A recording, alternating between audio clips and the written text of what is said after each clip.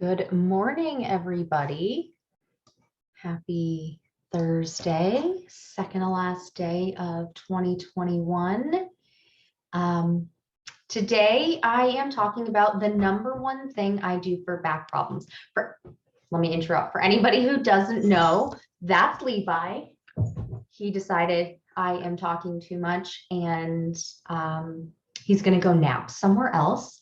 So I have my treatment table behind me, and whenever I set it up, Levi thinks it's his. So I set it up and he promptly jumped up there. So it's not his, but that's okay. When I'm not using it, he can lay on it.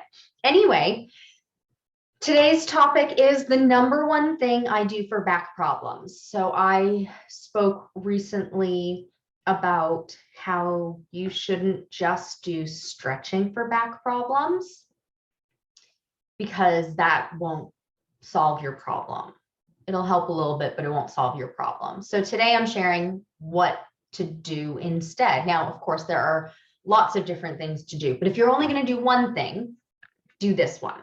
And so I'll demonstrate it today, and I'll talk about how I figured it out, because I had to figure it out because I hurt my back. So in early 2013, I woke up one morning and every time I moved, my back hurt. I had already started working as a physical therapist, so I thought I knew all the things to do for my back pain.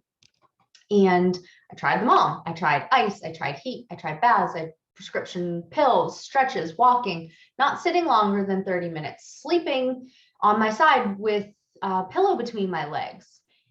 Avoiding sleeping on my belly, which I love to sleep on my belly, exercising, doing physical therapy twice a week for a month. And the pain was horrible. And it was weird to me because the pain wasn't constant, which is what I typically hear from my clients and my patients. This pain only happened when I moved. If I twisted my back, it hurt. If I got out of a chair, it hurt. If I rolled over in bed, it hurt. If I got out of bed, it hurt. But if I didn't move, it was fine. So if I was standing still, it was fine. If I was sitting still, it was fine. If I was laying still, it was fine. And I remember trying a movement. It's called the pelvic shotgun for anybody who may or may not know what that is from your history of back problems. It's basically where you lay on your back and somebody else puts their hands, your knees are bent, feet flat on your back. Somebody puts their hands on the outside of your knees, you press out for a couple of seconds, and then they switch and they put their hands between your knees and you push in and they resist you. And you do that for a couple of seconds, you do it a couple of times, and you may or may not hear a pop or a click. So those are things that I still have my patients do if I think there's an alignment issue in the pelvis or in the lower spine. So that's one thing that I'll do. And so I was trying this, and I had my then boyfriend, now husband, Royal, helping me. I was laying on the floor in the hallway of my parents' house. And so we did this maneuver and it felt fine. I'm laying on the floor and I'm like, okay, well, I have to get up. And it hurt so much to get up. I started crying. And Royal's like, no, just lay down, just lay down. And I was like, nope, I know if I get up, once I'm up, I'm fine. So I forced through the pain to get up. So this was the first couple of days of the pain happening. So I happened to work for a clinic that was associated with spine doctors and orthopedic doctors. So I get in to see one of the spine doctors and I get an MRI. Turns out I had torn a disc in my back. If I remember correctly, L5 disc, which I can't remember exactly which one it was, but the likelihood of it being L5 is very, very high because that's a common one to tear because it's a transitional disc. It goes between the lumbar spine to the sacrum. And so anytime there's a transition, it ends up being a weak point. So where your neck meets your thoracic spine is a weak point, where your thoracic spine meets your lumbar spine can be a weak point, where your lumbar spine meets the sacrum is a weak point. So I don't remember exactly, but it was most likely L5. Anyway, So I tore L5. How did I do it? Nobody knows. And I won't ever know. I probably twisted wrong. Your back doesn't like to do multiple motions at the same time. So you can bend forward, you can bend backward, twist one way, twist the other way, side bend, but it doesn't like to do a combination of them. So what I probably did was I probably bent forward to pick something up and slightly twisted at the time. And then it created this torsional force and tore the disc. So what did I do from there? Well, the disc heals on its own. If you tear a disc, it can heal on its own. And so it did. There's nothing that I could do to speed up that process. It takes 6 months. It is what it is. That's how long it takes. But to combat the other problems that can happen in the in-between time, so the disc is healing, still hurts for a period of time in there.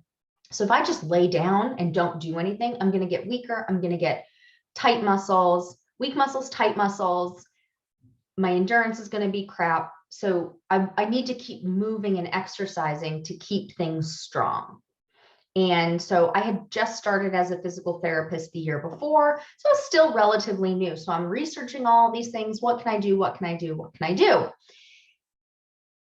I did clamshells, I did belly bracing, I did all sorts of things, and they all were fine. It was great, you know, strengthen my hips, strengthen my back, strengthen my core. And as I moved through the next 6 months to a year, the exercise, the position, the movement that I'm going to share with you today is the number one thing that I actually still do to this day, every time I exercise, to prevent my back from getting weaker, to prevent my pain from coming back. Because I've hurt that disc before, previously, it is now a weak link in my body and it's prone to get hurt again. So of course I'm careful lifting and things like that, but I can prevent it from happening, decrease the chances of it happening again by keeping my back and my core strong. So what I found out was being in the quadruped, hands and knees, on your hands and knees position, and exercising that way is the number one thing that I do now. How did I figure it out? Well, as I was doing all of my research, I honestly, I don't even remember where I read this from, but I remember the concept stuck in my mind. Think about babies. When babies are first learning to crawl and walk, what do they do first? They're on their hands and knees and they do this rocking motion, right? Well, being in that position is what strengthens their back to be able to get in the upright and then stay in the upright position. So being in your hands and knees is primed to strengthen your back. And if we think back to what babies do to be able to get standing, if they don't do belly time, if they don't get on their hands and knees, they're more likely to be delayed in crawling and walking. And that's because their body didn't have enough time to strengthen the spine muscles, the back muscles, and the core to be able to get in that upright and standing position. So what you should do, and I'll demonstrate it behind me on my treatment table, get in the hands and knees position, get in that quadruped position, and do the most challenging exercise in that position that you can do. So no pain with it. And you have to be able to keep your core tight, your belly tight, and your back stable. And do the most challenging exercise in that position that you can do while keeping those things. So keeping the core tight, keeping the back stable, okay, and being able to have no pain doing that. So no pain, core tight, back stable. So those three things, do the most challenging exercise you can do in that position. Okay, so I'm going to show you what I mean, and I'm going to show you a couple of variations. The first one is going to be your starting point, where you just are in the position and you're contracting your core, you're pulling your belly button toward your spine, Imagine you're trying to pull on a really tight pair of pants and you're trying to button those pants. You kind of pull in your tummy a little bit. Not taking a deep breath in, that's different. You just want to pull the belly in while still being able to breathe normal, okay? So I'm going to show you guys here.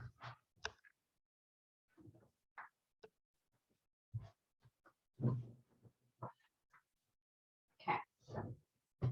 So I'm on my hands and knees.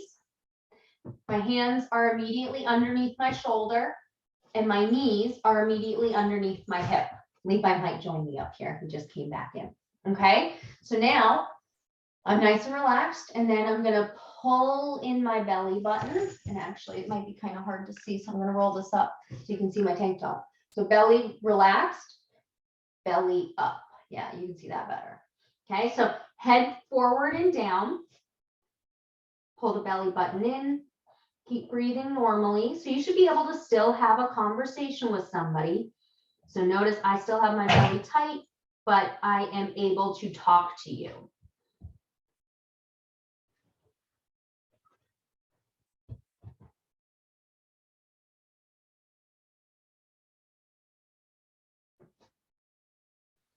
Okay, so that's number one. Pull this back down. So I'm going to show you a variety of different exercises. So you need to be able to do that one first, no pain. Keep your position before you advance. Some variations, I'm just going to run through them quickly. You could tap one shoulder. You could tap your opposite shoulder. You could raise one arm up.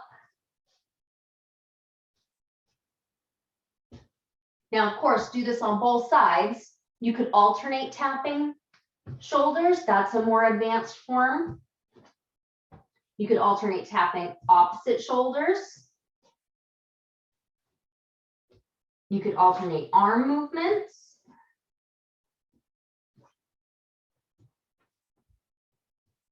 Okay. And then you can also do leg movements. So I could take one leg and I can slide it backward.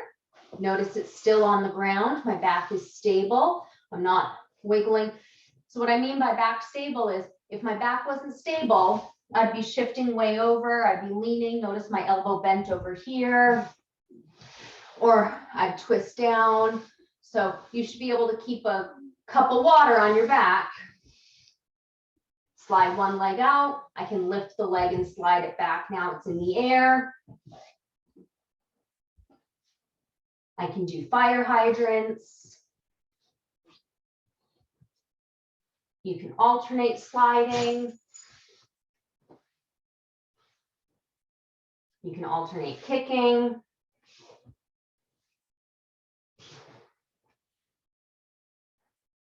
If your wrists start to hurt, make a fist and then put your hands down that way. You can also do donkey kicks. Notice I'm not arching back. My back is still stable.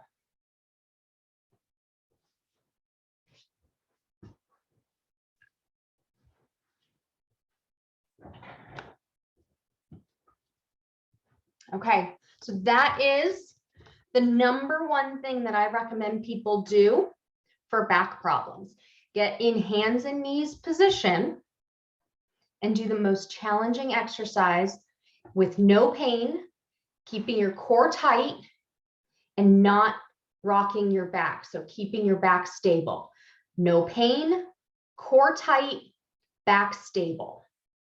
Okay, I hope that was helpful for everybody, and I'll talk to you guys soon.